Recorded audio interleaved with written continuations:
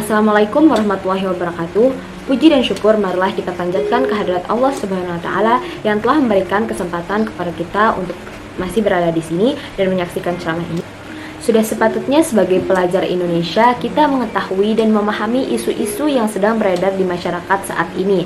Seperti yang kita ketahui, yang sangat kontroversial dan aktual saat ini adalah peperangan antara Ukraina dan Rusia. Berhubung dengan Rusia yang identik dengan ideologi komunisnya, Indonesia pernah mencatat sejarah dengan ideologi komunis ini yang masuk dan menciptakan trauma besar bagi negara ini. Kala itu, pada tahun 1948, Musso kembali dari Moskwa atau yang kita akrab kenal dengan Moskow, yakni ibu kota Rusia, dengan membawa ideologi komunisnya. Musso membangun Partai Komunis Indonesia dan menyebarluaskan ideologi ini kepada rakyat Indonesia. Pada awalnya, golongan kiri menguasai pemerintahan Indonesia, jadi Musso mendukung pemerintahan Indonesia.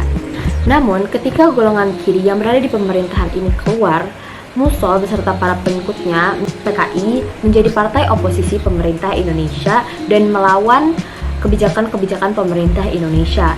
Bahkan sampai melakukan pemberontakan pada tanggal 18 September 1948. Namun dengan kecaman dari Presiden Insinyur Soekarno untuk tetap pertahankan ideologi Pancasila dan bantuan dari Divisi Siliwangi, akhirnya PKI dapat dipukul mundur. Tetapi tidak berhenti sampai di situ. Banyak pengikut Musso yang masih mempertahankan ideologinya dan menyebarluaskannya secara diam-diam pada masyarakat, dan akhirnya berujung pada pemilu 1955 di mana PKI cukup mendapat banyak suara. Pada pemilu 1955, PKI mendapatkan partai dengan suara terbanyak keempat se-Indonesia. Karena apa? Karena PKI saat itu menjunjung tinggi isu kemiskinan dengan mendukung para petani, buruh, kaum miskin, bahkan TNI dan polisi yang saat itu mendapat gaji sangat rendah karena kemerdekaan Indonesia terbilang masih cukup muda. PKI terus melakukan penyebaran ideologinya secara diam-diam. Karena itu dapat disebut bahwa PKI itu mengandung bahaya laten seperti PKI itu menyebarluaskan ideologi secara diam-diam dan melaksanakan aksi puncaknya pada gerakan 30 September 1965 yang biasa kita sebut dengan G30 SPKI, di mana ada 6 orang jenderal yang terbunuh pada saat itu. Peristiwa itu menimbulkan dampak dan trauma besar bagi masyarakat Indonesia karena korban dari PKI saat itu sangat tidak bisa dibilang sedikit atau benar-benar menggemparkan seluruh Indonesia. Bila kita melihat buku sejarah, akan banyak sekali pendapat para ahli mengenai hal ini. Di sini kita dapat menyimpulkan bahwa sikap pertama yang harus dimiliki oleh pelajar Indonesia adalah mengetahui secara pasti fakta sejarah Indonesia. Karena dengan mengetahui kebenarannya, maka sejarah Indonesia tidak akan dengan mudah dimanipulasi atau merugikan masyarakat. Dan diharapkan untuk di masa mendatang tidak akan terjadi lagi kejadian seperti G30 SPKI. Kini ideologi yang telah diterapkan sejak merdekanya negeri ini adalah hal penting yang harus diingat oleh seluruh pelajar Indonesia.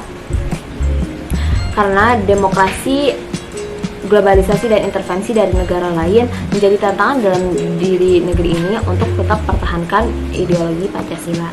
Sekiranya persatuan dan kesatuan tidak selamanya berdiri kukuh, ada kalanya pemberontakan dan berbagai ancaman datang menghampiri. Kita dapat mengubah tragedi menjadi energi untuk membangun masa depan. Pola pikir dan sikap seperti ini harus ditanamkan pada diri pelajar Indonesia, bukan hanya peringatan dan ketakutan yang ditanamkan dalam diri setiap bangsa Indonesia. Tetapi fokus bagaimana kita dapat belajar dari pengalaman di masa lalu. Kita sepatutnya juga tidak gampang terhasut oleh negara lain. Mempertahankan ideologi atau kesepakatan bersama lebih utama dibanding mengikuti alur permainan negara lain yang berujung dengan rusaknya negara dengan tidak konsisten dengan keputusan sendiri. Upaya yang dilakukan bangsa Indonesia dalam beradaptasi dengan sistem negara lain adalah hal yang sangat baik karena dapat berdampak kepada diplomasi dan hubungan internasional Indonesia. Tetapi sebelum memasukkan budaya asing ke negeri ini, lakukanlah 3 hal penting, yakni observasi, elaborasi, dan eksekusi sebelum memasukkan budaya asing ke dalam negeri.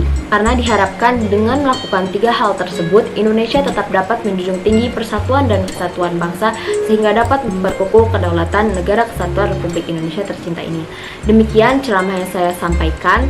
Semoga teman-teman dapat mengambil makna dari ceramah ini dan mengimplementasikannya di dunia nyata. Wassalamualaikum warahmatullahi wabarakatuh.